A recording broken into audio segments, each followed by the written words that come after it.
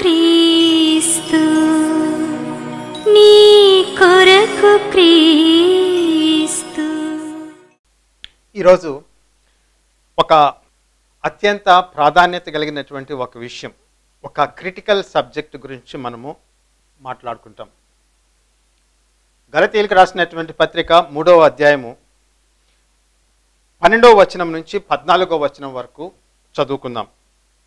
నీతిమంతుడు విశ్వాస మూలముగా జీవించును, ధర్మశాస్త్రము విశ్వాస సంబంధమైనది కాదు, కానీ దాన్ని విధులను ఆచరించువాడు వాటి వలననే జీవించును. ఆత్మను గూర్చిన వాగ్దానము విశ్వాసము వలన మనకు లభించినట్లు అబ్రహాము పొందిన ఆశీర్వచనము క్రీస్తు యేసు ద్వారా అన్ని జనులకు కలుగుటకై క్రీస్తు మన కోసం శాపమై మనల్ని ధర్మశాస్త్రం యొక్క శాపం నుండి విమోచించును. ఇందును గూర్చి మ్రాను మీద వేలాడిన ప్రతివాడును శాపగ్రస్తుడు అని వ్రాయబడి ఉన్నది. ఈ చదవబడినటువంటి వాక్యంలో అనేకమైనటువంటి అంశాల గురించి మాట్లాడుకోవచ్చు, కానీ మనము మాట్లాడుకునేటటువంటి అంశము మాత్రము కేవలము దీనికి మాత్రమే పరిమితం చేసుకుంటాం. దేనికంటే క్రీస్తు మన కోసము శాపమై అని చెప్పి రాయబడింది. ఈ సందేశానికి నేను పెట్టుకున్నటువంటి టైటిల్ ఏమిటి అంటే మహాశాప పరిగ్రాహకుడు. దాని యొక్క అర్థాన్ని కొంచెము నిర్వచించేదానికి నేను ప్రయత్నం చేస్తాను. మహా అంటే గొప్ప అని అర్థం, ఘనమైనటువంటిది అనేటటువంటి అర్థాన్ని స్ఫురించేటటువంటిది మహా అని. శాపము అంటే ఆంధ్ర నిఘంటువులో చూస్తే తిట్టు, తర్వాత వచ్చి దూషించడము, శపించడము అనేటటువంటి మాటలు ఉన్నాయి. మనం అర్థం చేసుకునేదానికి ఆ మాటలు సరిపోవు, మనం దాన్ని తర్వాత విపులీకరిస్తాం. తర్వాత టైటిల్లో లాస్ట్ భాగంలో ఏముందంటే పరిగ్రాహకుడు అనేటటువంటి పదం ఉంది. మీరు ఈ గలతీయులకు రాసినటువంటి పత్రిక ఈ 3వ అధ్యాయంలో ఈ 14వ వచనంలో క్రీస్తు మన కోసం శాపమై అనేటటువంటి వాక్యము పైన మీకు 2 అనే నంబర్ వేసి ఉంటుంది. కింద మూల భాషలో శాపగ్రాహి అని చెప్పి రాయబడింది. ఇప్పుడు పరిగ్రాహకుడు అంటే అర్థము ఏమిటి అంటే ప్రియముతో తీసుకునేటటువంటి వాడు అని అర్థం. ప్రియముతో తీసుకునేటటువంటి వాడు పరిగ్రాహకుడు. మహాశాప పరిగ్రాహకుడు.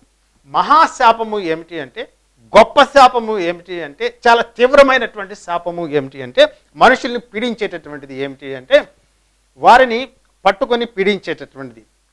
గొప్పవారు పేదవారు, ధనికులు పేదవారు అనేటటువంటి తారతమ్యం లేదు, రాజులు సామాన్యులు అనేటువంటి తారతమ్యం లేదు, స్త్రీలు పురుషులు అనేటువంటి తారతమ్యం లేదు, తర్వాత వచ్చి చిన్నవారు పెద్దవారు అనేటటువంటి తారతమ్యం లేదు. మరణం అనేటటువంటిది సమస్త మానవ జాతిని పరిపాలించుచున్నటువంటి ఒక భయానకమైనటువంటి పాశము, మహాపాశం. అది భయంకరమైనటువంటి బంధకం. అది మానవుల్ని పీడించేటటువంటి గొప్ప శాపము ఏమిటి అంటే అండి, వారిని పీడించేటటువంటి మరణము అనేటటువంటిది. సరే, మరణమును చాలామంది రేషనలైజ్ చేసి దాన్ని ఏదో ఇది అందరికీ వచ్చేటటువంటిదే కదా అనేటటువంటి మాటతోటి పక్కన పెట్టేస్తూ ఉంటారు. కానీ బైబిల్లో మాత్రము మరణం అనేటటువంటిది సహజమైనటువంటిదిగా ఎక్కడా చెప్పబడలే. అది మానవుడు, మొట్టమొదటి మానవుడు ఆదాము, దేవుడు ఆయనకి ఇచ్చినటువంటి భార్య హవ్వ పాపం చేసినప్పుడు పాపము వలన మరణం అనేటటువంటిది ఈ లోకంలోనికి ప్రవేశించింది. శాపము అనేటటువంటిది అక్కడ ప్రారంభమైందండి. ఈ శాపము అనేటటువంటి ఈ పదము బైబిల్లో మనకు అనేక పుస్తకాల్లో మనకు కనిపిస్తుంది. ఆదికాండము 3వ అధ్యాయంలో మీకు శాపము అనేటటువంటి పదం కనిపిస్తుంది. దేవుడు సర్పాన్ని శపించినట్లు రాయబడింది. హవ్వ యొక్క గర్భ వేదనను హెచ్చించినట్లు రాయబడింది. ఆదాము నిమిత్తమై నేల శపించబడి అని చెప్పి రాయబడింది. ఇవన్నీ కూడా మనకు కొంచెము విస్మయం కలిగించేటటువంటి విషయాలుగా ఉండొచ్చు. శాపం ఏంటి, దేవుడు ఏంటి, దేవుడు ఎందుకు శపిస్తాడు అనేటటువంటి ఆలోచన, తలంపు చాలా మందికి రావచ్చు. ఆలోచించేటటువంటి వాళ్ళకు వస్తుంది, కరెక్టే. అయితే చాలామంది ఏమనుకుంటారంటే, కొంతమంది ఏమనుకుంటారంటే దేవుడు చాలా మంచివాడు, దేవుడు ప్రేమామయుడు, దేవుడు కనికరం కలిగినటువంటి వాడు, దేవుడు చాలా దయగలిగినటువంటి వాడు, ఆయన శపించేటటువంటి దేవుడు కాదు. అన్నిటికంటే ముఖ్యంగా ఆయన నరకం అనేటటువంటి దాన్ని ఏమీ సృష్టించలేదు. దేవుడు మనుషుల్ని నరకంలో వేయడు, శిక్ష అనేటటువంటిది లేదు. ఇదంతా కూడా మనుషులు చెప్పేటటువంటి క్రైస్తవ మతము బోధించేటటువంటి ఒక అభూత కల్పన, లేదంటే అవి పాతకాలం సంగతి, పాతకాలం విషయాలు అన్నీ కొట్టుపడేయచ్చండి.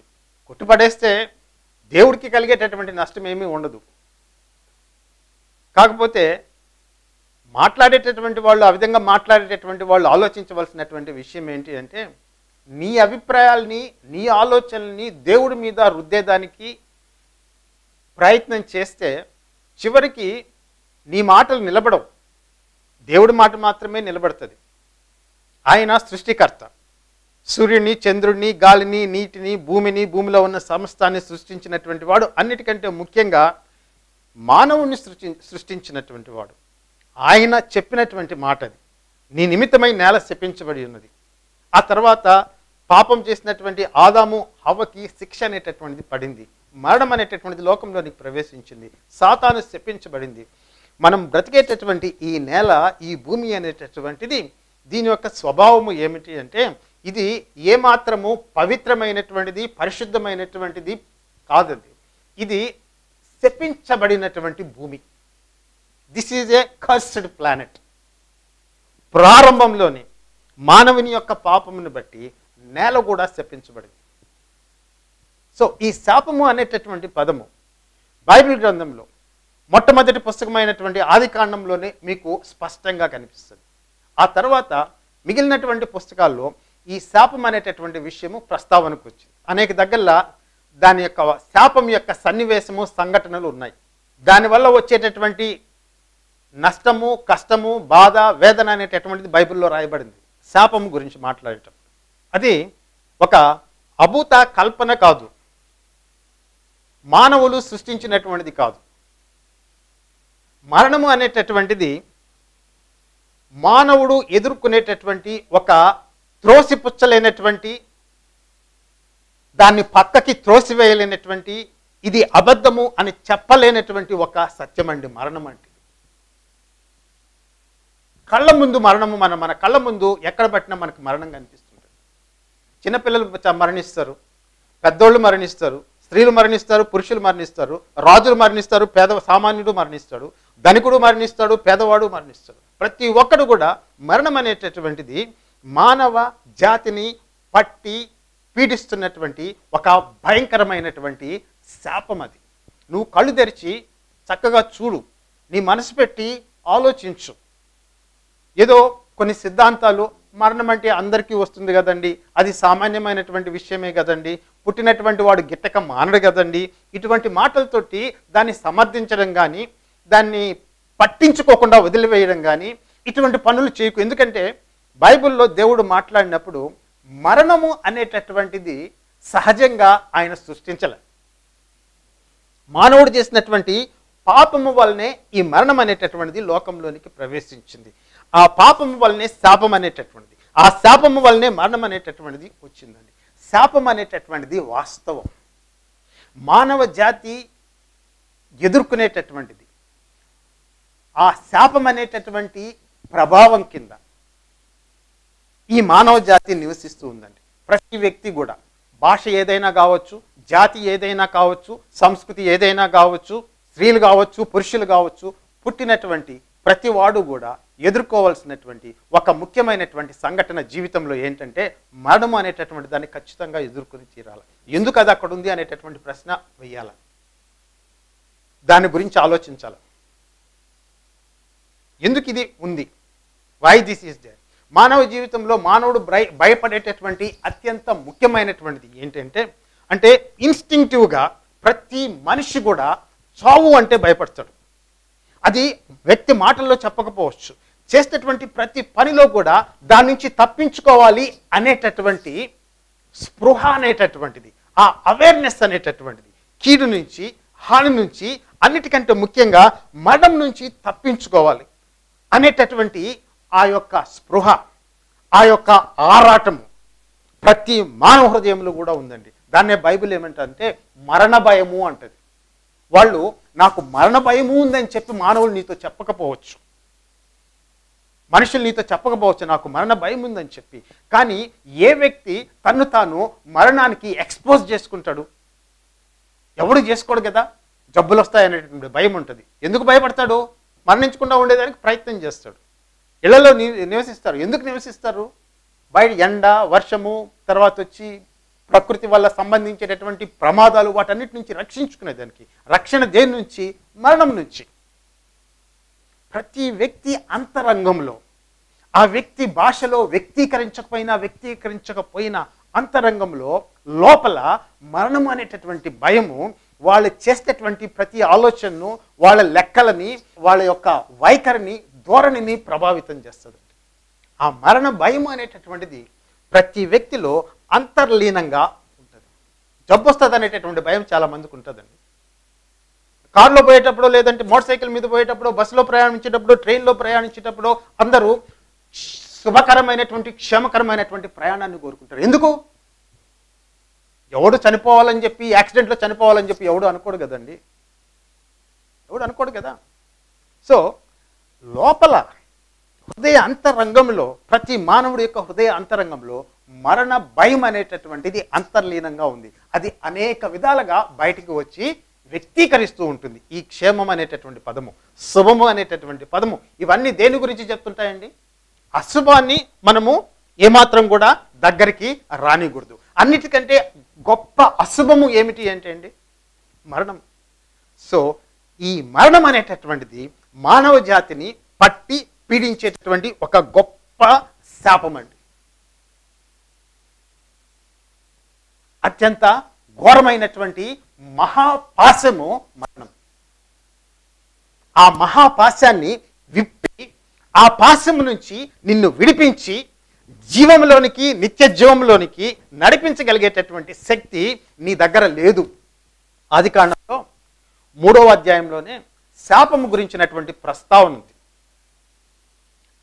ఆదాముని, హవ్వని సాతాను అబద్ధం చెప్పి వాళ్ళని పాపంలోనికి నడిపించారు. సాతాను దేవుని చేత శపించబడింది. రెండోది, హవ్వ దేవుని యొక్క ఆజ్ఞను మీరి సాతాను యొక్క మాటను నమ్మి ఆ వృక్ష ఫలాన్ని తినింది. ఆమె శపించబడింది. ఆమె మాటను నమ్మి ఆదాము పాపం చేశాడు. ఆయన వలన నేల శపించబడింది, భూమి శపించబడింది. సో మీకు ఎక్కడ బట్టినా ఈ శాపం అనేటటువంటిది బైబిల్లో కనిపించేటటువంటి విషయం అండి. అది లేకుండా ఏ మానవుడు కూడా శాపం లేకుండా లేడు. శాపరహితుడిగా ఏ మనిషి కూడా పుట్టలే. ఎంత గొప్ప కుటుంబంలో పుట్టినా, ఎంత ధనిక కుటుంబంలో పుట్టినా, ఎంత పేద కుటుంబంలో పుట్టినా శాపము లేనటువంటి మానవుడు అనేటటువంటి వాడు లేడు. మానవుణ్ణి, నిన్ను నన్ను విడిపించేదానికి, ఆ శాపము నుంచి విడిపించేదానికి దేవుడు ఒక కార్యాన్ని చేశాడండి. ఆ కార్యము యేసు చేశాడు. అందుకనే గలతీయులకు రాసినటువంటి పత్రిక 3వ అధ్యాయము 14వ వచనంలో క్రీస్తు మన కోసము శాపమై అని చెప్పి రాయబడింది. ఎందుకు క్రీస్తు మన కోసం శాపమయ్యాడు అనేటటువంటి ప్రశ్న వేస్తే, మనల్ని శాపము నుంచి విడిపించి దేవుని యొక్క ఆశీర్వాదంలోనికి నడిపించేదానికి క్రీస్తు శాపమయ్యాడు. క్రీస్తు మనల్ని ఏ విధంగా శాపము నుంచి విడిపిస్తున్నాడు అనేటటువంటి దాని గురించి ఇప్పుడు కొంచెం సేపు మనము మాట్లాడుకుంటాం. అయితే ఒక విషయాన్ని ఆయన చేసినటువంటి, క్రీస్తు చేసినటువంటి కార్యము ఏ విధంగా మానవులని, నిన్ను నన్ను శాపము నుంచి ఆయన విడిపిస్తున్నాడు అనేటటువంటి విషయం నేను చెప్పకముందు ఒక విషయాన్ని కొంచెము విపులీకరించి ఆ తర్వాత దాని గురించి మాట్లాడతాను. ఈ శాపము అనేటటువంటి సన్నివేశము బైబిల్లో అనేక దగ్గరలో మనకు ఎదురవుతుంది. ముఖ్యంగా ఈ శాపం అనేటటువంటి పదము బైబిల్లో తొలి పేజీల్లోనే 3వ అధ్యాయంలో, ఆదికాండం 3వ అధ్యాయంలో శాపం గురించి ప్రస్తావన జరిగింది. అది ఇందాక నేను చెప్పాను కదండి. అయితే అందులో ఒక మాట ఒకటి ఉంది. అది ఏమిటి అంటే అండి, దేవుడు ఆదాము హవ్వ పాపం చేసిన తర్వాత ఆదాముతో ఆయన మాట్లాడుతూ నీ నిమిత్తమై నేల శపించబడి ఉన్నది అని చెప్పి రాశాడు. ఒక్క చిన్న పాపం, చిన్నది అని చెప్పి మనం అనుకోవచ్చు, కానీ దేవుని దృష్టికి చిన్న పాపము పెద్ద పాపం అంటూ ఏమీ లేదు. ఆయన ఆజ్ఞను అతిక్రమించడము పాపం అని చెప్పి బైబిల్ చెప్తుంది. ఆయన ఈ ఫలవృక్షములు తినవద్దని చెప్పి ఆజ్ఞ పెట్టాడు. వీళ్ళిద్దరూ దాన్ని మీరారు. పాపము ప్రవేశించింది, పాపం వల్ల మరణం ప్రవేశించింది. ఈ సందర్భంలో దేవుడు ఆ ఆజ్ఞను మీరిన తర్వాత వాళ్ళ మీద తీర్పు తీర్చేటప్పుడు ఆయన చెప్పినటువంటి మాట ఏమిటి అంటే, వాళ్ళకి తీర్పు తీర్చేటప్పుడు ఆయన చెప్పినటువంటి మాట ఏమిటి అంటే, నీ నిమిత్తము ఆదాము నేల శపింపబడి ఉన్నది. అంటే ఈ భూమి శపించబడింది. ఆదాము చేసినటువంటి ఒక్క పాపము వలన భూమి యావత్తు కూడా శపించబడింది, నేల శపించబడింది, దాంట్లో ఉండేటటువంటి సమస్తము కూడా శపించబడ్డాయి. శాపము మరణం అని చెప్పాను కదండి ఇందాక. మానవుల్ని బంధించినటువంటి మహాపాస్యము, మహాబంధకములు, వాడు విడిపించుకోలేనటువంటి, వాడు తెంచుకోలేనటువంటి, వాడు బయట పడలేనటువంటి పాస్యము, మహాపాస్యము ఏమిటి అంటే మరణము. విడిపించుకోలేడు. దాని నుంచి బయటపడేదానికి చాలా ప్రయత్నాలు అయితే చేస్తూ ఉంటారు. దేవుణ్ణి మెప్పించేదానికి, దేవుడి యొక్క పరలోకం చేరేదానికి చాలా రకాలైనటువంటి పనులు చేస్తూ ఉంటారు. కొంతమంది బలులు అర్పిస్తూ ఉంటారు, కొంతమంది కొన్ని ఫలాలు సమర్పిస్తూ ఉంటారు. దేవుడికి ఇవి ప్రీతికరం అని చెప్పి ఆయన ఆశీర్వాదం పొందేదానికి, ఆయన దీవెన పొందేదానికి, శాపం నుంచి తప్పించుకునేదానికి. ఈ లోకంలో దీవెనలు, పరలోకంలో దీవెనలు పొందేదానికి కొంతమంది బలులు అర్పిస్తే కొంతమంది ఫలాలు అర్పిస్తారు, కొంతమంది బంగారు అర్పిస్తారు, కొంతమంది బంగారు సమర్పిస్తారు, కొంతమంది వ్రతాలు చేస్తూ ఉంటారు, కొంతమంది ఉపవాసాలు చేస్తూ ఉంటారు, కొంతమంది దీక్షలు చేస్తూ ఉంటారు, కొంతమంది దూర ప్రదేశాలకి పుణ్యక్షేత్రాలకు పోతూ ఉంటారు, కొంతమంది నదుల్లో మునుగుతూ ఉంటారు, కొంతమంది టెంకాయలు కొడుతుంటారు, కొంతమంది నిమ్మకాయలు కోస్తూ ఉంటారు. అనేక రకాలైనటువంటి అర్పణలు, కానుకలు దేవుడికి సమర్పించి ఈ యొక్క శాపం నుంచి తప్పించుకునేదానికి, దేవుని యొక్క పరలోకంలో చేరేదానికి, ఈ లోకంలో నివసించినంత కాలము ఏ అశుభము రాకుండా, ఏ కీడు జరగకుండా ఉండేదానికి అనేక రకాలైనటువంటి ప్రయత్నాలు చేస్తూనే ఉంటారండి. కానీ విషయము, వాస్తవము ఏమిటి అంటే అండి, ఈ నేల, ఈ భూమి శపించబడినటువంటిది. ఈ నేలలో నుంచి పుట్టేటటువంటి ప్రతి వృక్షము కూడా శపించబడినటువంటిదే. దానిలో నుంచి వచ్చేటటువంటి ఫలాలు శపించబడినటువంటివి. అవి మనం తినేదానికి రుచిగా ఉండొచ్చు, కూరగాయలు కావచ్చు, అనేక రకాలు, అవి కాదు. దేవునికి ఇచ్చేదానికి అవి పనికిరావు. కారణం ఏమిటి అంటే అండి, శపించబడినటువంటి నేలలో నుంచి అవి పుట్టుకొని వస్తూ ఉన్నాయి. ఆ శపించబడినటువంటి నేలలో నుంచి పుట్టినటువంటి ఫలాలు, వృక్షాలు, వాటి నుంచి వచ్చినటువంటి ఫలాలు శపించబడినటువంటి వాటిని దేవుడికి అర్పించలేము.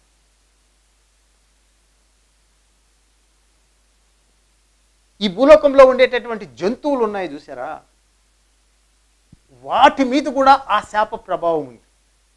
అవి ఈ భూమి మీద పుట్టినటువంటివే. వాటిని బలులుగా అర్పించి, శపించబడినటువంటి వాటిని బలులుగా అర్పించి దేవుణ్ణి మనము ప్రసన్నుడిగా చేసుకోలేం, దేవుని యొక్క పరలోకంలోనికి ప్రవేశించలేం. మొత్తము ఈ నేల అంతా కూడా, ఈ భూమి అంతా కూడా శపించబడినటువంటిది. నిమ్మకాయ కోస్తావు, బలి అర్పణ అనుకుంటావు, బాగానే ఉంది. కానీ ఆ నిమ్మ చెట్టు అనేటటువంటిది ఈ భూమిలో నుంచి పుట్టినటువంటి చెట్టు. అది శపించబడినటువంటి నేలలో పుట్టినటువంటి చెట్టు. దానికి వచ్చేటటువంటి ఫలములు శపించబడినటువంటివే. వాటిని, శపించబడినటువంటి వాటిని నువ్వు దేవుడికి అర్పిస్తే అది దేవుడికి ప్రీతికరమా అండి? ఒక టెంకాయ చెట్టు ఉంది, ఒక కొబ్బరి చెట్టు ఉంది, కొబ్బరికాయ కొడతా దేవుడికి, నేను అర్పించుకుంటున్నానండి, దేవుడికి అర్పించుకుంటున్నా, ఇది నా ఫలము, ప్రీతితో అర్పిస్తూ ఉన్నా, ప్రేమతో అర్పిస్తూ ఉన్నా, దేవుడి మీద నాకు ప్రేమ ఉంది, దేవుడు కావాలని చెప్పి కోరుకుంటూ ఉన్నా. కానీ ఆయనకి నువ్వు ఇచ్చేటటువంటి ఫలము శపించబడినటువంటి నేలలో నుంచి పుట్టినటువంటి చెట్టులో నుంచి వచ్చినటువంటి ఫలము అది కూడా శపించబడినటువంటిది. అంటే ఈ హోల్ క్రియేషన్ అంతా కూడా ఈ శపించబడినటువంటి నేలలో ప్రతి ఒక్కటి కూడా శపించబడినటువంటిది. ఈ శపించబడినటువంటి నేలలో ఉండేటటువంటి నదులు ఉన్నాయి చూసారా, ఆ నీళ్లు కూడా శపించబడినటువంటివి. నీ నిమిత్తమై నేల శపించబడి ఉన్నది. ఈ భూమి మీద ఉండేటటువంటి నదులు మనం పేర్లు పెట్టుకోవచ్చు అండి. జీవనదులని పేరు పెట్టుకోవచ్చు, పవిత్రమైనటువంటి నదులని పేరు పెట్టుకోవచ్చు. ఇశ్రాయేల్ దేశంలో యోర్దాన్ నది ఉంది, ఇంకా ఐగుప్తు దేశంలో ఇంకేదో నది ఉంది, ఇంకొక దేశంలో ఇంకొక నది ఉంటుందండి. అవన్నీ కూడా ఆ ప్రజలకి పవిత్రమైనటువంటి నదులుగా వాళ్ళు భావించవచ్చు. కానీ వాటిలో ఉండేటటువంటి నీళ్లు నీలో ఉండేటటువంటి శాపాన్ని, పాపాన్ని, నిన్ను పట్టి పీడించేటటువంటి మరణం నుంచి అవి విడిపించలేవు. ఎందుకంటే ఆ నీళ్లు కూడా శపించబడినటువంటివి. ఏది పవిత్రమైనటువంటిది ఈ భూమిలో, ఏదైనా ఈ భూభాగంలో ఏదైనా ఒక ప్రదేశము శాపము సోకకుండా, శాపము అంటకుండా మహాపవిత్రంగా పరిశుద్ధంగా ఉండేటటువంటి స్థలం అంటూ ఏదైనా ఉందా? పర్వతాలు కావచ్చు, నదులు కావచ్చు, చెట్లు కావచ్చు, ఫలాలు కావచ్చు, జంతువులు కావచ్చు, మానవులు కావచ్చు, ఎవరు ఏది శాపం లేకుండా ఎవరున్నారండి? Everything has been cursed because of that one particular sin. మనకు ఆదాము హవ్వ చేసినటువంటి ఆ పని చిన్నదిగా కనిపించవచ్చు, కానీ ఒక గొప్ప బైబుల్ బోధకుడు, గ్రేట్ బైబుల్ టీచర్ ఒక మాట అన్నాడండి, ఆదాము చేసినటువంటిది that is a cosmic treason, ద్రోహం. అది మొత్తము సృష్టినంతటిని కూడా ప్రభావితం చేసినటువంటి ఒక ఘోరమైనటువంటి పాపము. అది ఆ పాపము ఆదాముకి, ఆదాముతో ఉన్నటువంటి హవ్వకి, వారికి పుట్టినటువంటి సంతానానికి మాత్రమే పరిమితం కాకుండా మొత్తము నేల మీదకి, భూమి మీదకి అంతటికి కూడా ఆ శాపం అనేటటువంటిది ప్రవేశించి మొత్తము భూమి అంతా కూడా ఆ శాపం అనేటటువంటిది వ్యాపించిందండి. శాపము లేనటువంటి ప్రదేశము ఈ భూలోకంలో ఎక్కడా లేదు. ఆ శపించబడినటువంటి భూలోకంలో నుంచి, ఆ నేలలో నుంచి పుట్టినటువంటిది, వచ్చేటటువంటి ప్రతి ఒక్కటి కూడా శాపగ్రస్తమైనటువంటిది. ఆ శాపగ్రస్తమైనటువంటి వస్తువుల్ని నువ్వు దేవుడికి అర్పించి, ఆ మహాపరిశుద్ధుడు, మహాపవిత్రుడు, నిర్మలుడు, ఏ పాపము లేనటువంటి వాడు, స్వచ్ఛమైనటువంటి వాడు, పాపమును ఏమాత్రము చూడలేనటువంటి వాడు, ఆయనకి ఈ శపించబడినటువంటి నేలలో నుంచి వచ్చినటువంటి వాటిని నువ్వు ఆయనకి అర్పించి, నా పాపాలు నేను పోగొట్టుకున్నాను అని నువ్వు అనుకుంటే నువ్వు భ్రమలో ఉన్నావు. ఈ భూలోకంలో నుంచి పుట్టినటువంటి ఏ పదార్థం కూడా నీ పాపాన్ని తీసివేయలేదు. మొత్తము మానవ జాతి అంతా కూడా ఆ ఒక్క పాపంతో శాపానికి లోనైంది, మరణానికి లోనైంది. నేను చెప్పేటటువంటిది నీకు కథగా అనిపించవచ్చు, కానీ ఒక్కసారి నువ్వు కళ్ళు తెరిచి ఆలోచించు. నీ మెదడికి పదును పెట్టు. నీ కళ్ళ ముందు ఎంతమంది మరణిస్తూ ఉన్నారు. నీకు పూర్వం మరణించినటువంటి వాళ్ళు, నీ కుటుంబంలో మరణించినటువంటి వాళ్ళు, నీ తర్వాత మరణించబోయేటటువంటి వాళ్ళు, ఎక్కడ పట్టినా మరణము రాజ్యం వెళ్తూ ఉంది. రాజులు కావచ్చు, సామాన్యులు కావచ్చు, స్త్రీలు కావచ్చు, పురుషులు కావచ్చు, వృద్ధులు కావచ్చు, పిల్లలు కావచ్చు, ఏ జాతి అయినా సరే, ఏ కులమైనా సరే, ఎవరైనా సరే, ప్రతి ఒక్కడు కూడా మరణానికి లోనై తీరవలసింది. ప్రతి జంతువు మరణించి తీరవలసింది. ప్రతి చెట్టు చిట్ట చివరికి నశించిపోవలసింది. నిత్యత్వము అనేటటువంటిది ఈ భూమి మీద లేదు. శాపము లేనటువంటి ప్రదేశము, శాపము లేనటువంటి వస్తువు ఏది కూడా లేదు. ప్రతి ఒక్కటి కూడా ఆ ఒక్క పాపం వల్ల, because of that one particular sin, everything has been cursed. We are living in a cursed world. We are living on a cursed planet. నువ్వు దేవుడికి శాపము లేనటువంటి మహాపవిత్రమైనటువంటి దాన్ని ఏమి ఇచ్చి దేవుడిని నువ్వు ప్రసన్నం చేసుకోగలవు? ఏమిచ్చి దేవుడిని నువ్వు సంతుష్టుడిగా చేసుకోగలవు? ఏది లేదు నీ దగ్గర ఆయనకి అర్పించేదానికి. నీ శాపాన్ని తీసివేసేటటువంటి వస్తువు అనేటటువంటిది నీ దగ్గర ఏమీ లేదు. నీ నీతి కానీ, నీ ధర్మం కానీ, అది ఎంత పురాతనమైనటువంటిది అయినా సరే, ఎంత సనాతనమైనటువంటిది అయినా సరే, పాపాన్ని తీసివేసేటటువంటి శక్తి వాటికి లేదు. పాపాన్ని తీసివేసేటటువంటిది ఈ భూలోకంలో నుంచి వస్తే, ఎందుకంటే ఇది చెప్పించబడింది, దీంట్లో పుట్టినటువంటి వాడు ఎవడు కూడా నీ పాపాన్ని తీసివేయలేడు. ఆ పాపాన్ని, ఆ శాపాన్ని తీయగలిగినటువంటి వారు ఎవరైనా ఉంటే ఈ భూలోకానికి సంబంధించినటువంటి వాడు అయి ఉండకూడదు. ఈ లోకానికి సంబంధించినటువంటి వాడు, ఈ భూలోకానికి సంబంధించినటువంటి వాడు అయి ఉండకూడదు.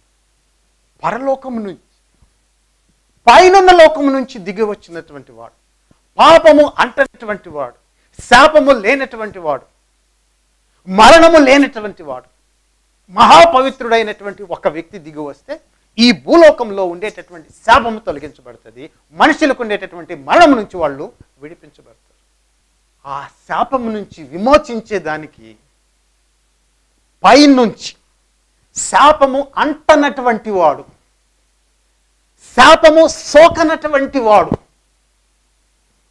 శాపము చేత అపవిత్రము కానటువంటి వాడు, మహాపరిశుద్ధుడు ఒకడు పరలోకం నుంచి ఈ లోకంలోనికి దిగవచ్చాడు.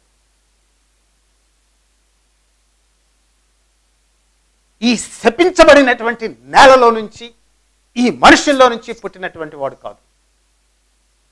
ఆయన పైనుంచి వచ్చినటువంటి వాడు, పరలోకం నుంచి దిగి వచ్చినటువంటి వాడు. ఆ మహాపరిశుద్ధుడు శరీరాన్ని ధరించి కన్యక గర్భంలో జన్మించి ఈ లోకములో ఆయన జీవించి ఏ మాత్రము పాపము సోకకుండా, ఏ మాత్రము శాపానికి లోను కాకుండా మహాపవిత్రమైనటువంటి జీవితాన్ని, పరిశుద్ధమైనటువంటి జీవితాన్ని ఆయన జీవించి, ఆయన తన శరీరాన్ని బలిగా అర్పించుకుని నిన్ను, నన్ను, ఆయన మీద విశ్వాసం ఉంచినటువంటి వారిని ఆయన శాపం నుంచి విడిపిస్తూ ఉన్నాడు.